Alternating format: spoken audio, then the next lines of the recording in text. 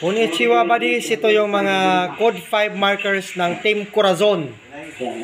So ito yung nakukuha mismo sa sentro ng dig site. No? Ito, code Maro. Malaking bilog na bato. Ito siya. Tinatawag nating Tamago marker. Kulay brown. You know? Parang yung, ano yung sa Kinilaw gani? Tabon-tabon. Okay, triangle, yan. Okay.